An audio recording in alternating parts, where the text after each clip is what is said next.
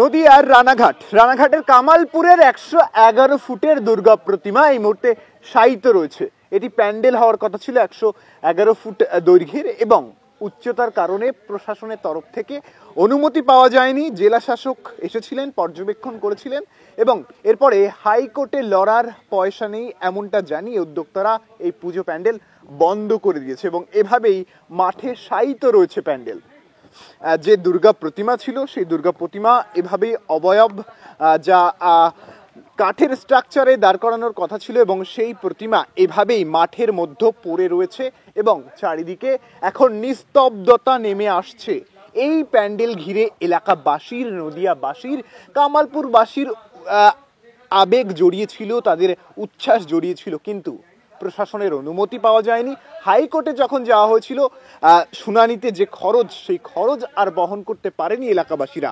এরপরেই পুজো বন্ধ করেছেন তারা। কোন রকম এই মণ্ডপে তারা পুজো করছেন না। আমরা সবাই চাইছি, এটা আমার ব্যক্তিগত জিনিস না, এবার সবাই মিলে যে জিনিসটা করছিল বা আমরাও সহযোগিতার মধ্যে আছি। আমার বাড়ি হয়তো অনেক দূরে এই জায়গা থেকে, তো তার মধ্যে দিয়ে আমি যে জিনিসটা চাই, যে জিনিসটা এই জায়গায় কমিটি নিয়ে করছিল, সেই জিনিসটা অতি ভালো জিনিস।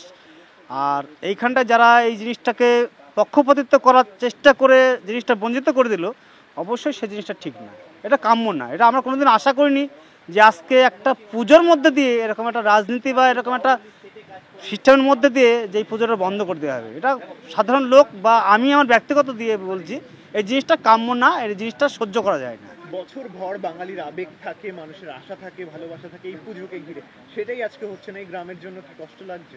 দেখেন, একটা কথা বলি আপনাদেরকে, আপনাদের চ্যানেলের মাধ্যমে। দেখেন, আমার পুজো আজকে এখনো 2-4 দিন বাকি আছে। আমার ছেলে এসছে, আমার মেয়ে এসছে। এই স্বাভাবিক আপনাদের অ্যাড দেখে কিন্তু এই জায়গায় এসছি। আমার বাড়ি এই জায়গার থেকে আরও 5-10 কিলোমিটার দূরে। তো কি বলবো, এইখানটার ভাষা নেই বলার মতো। তো তবু আমি বলি যে যেটা হয়েছে, এখনও যদি আমাদের যে মাননীয় বিচারপতি আছেন, উনি যদি জিনিসটার একটু রায় দিত, তাহলে আমরা সবাই আনন্দিত পেতাম বা ওনাকে সবাই মিলে অভিনন্দন জানাতাম। কিন্তু ব্যাপারটা হচ্ছে, উনি যখন না করলো, আমাদের স্বাভাবিকভাবে একটু দুঃখ লেগেছে। বা এখন শাসকের উপরে দায়িত্ব দিয়েছিল। হ্যাঁ, তাই এবার জেলা শাসক কি ভেবেছে কি না ভেবেছে সেটা আমি এখনো বলতে পারবো না, আমি অতটা নিউজ দেখিনি। তো আমার মনে হয় জিনিসটা একটু রিপ্লে করা উচিত ছিল। সবারকে নিয়ে জিনিসটা করলে আমার মনে হয় একটু ভালো হতো। জেলা শাসক বা প্রধানমন্ত্রী, মুখ্যমন্ত্রী তো হয় না, জনগণকে নিয়েই হয়। তো আমার মনে হয় যে এলাকায় এসে কোনো রিপোর্টার বা কোনো কারোর মাধ্যমে এই এলাকার লোকের কথাটা শোনার প্রয়োজন ছিল। তো যাক, শুনি, সেটা তার ব্যক্তিগত ব্যাপার। যেটা হয়নি, আমরা খুব অনুশোচনা করছি যে এটা খুব খারাপ ব্যবহার হয়েছে জনগণের মধ্যে।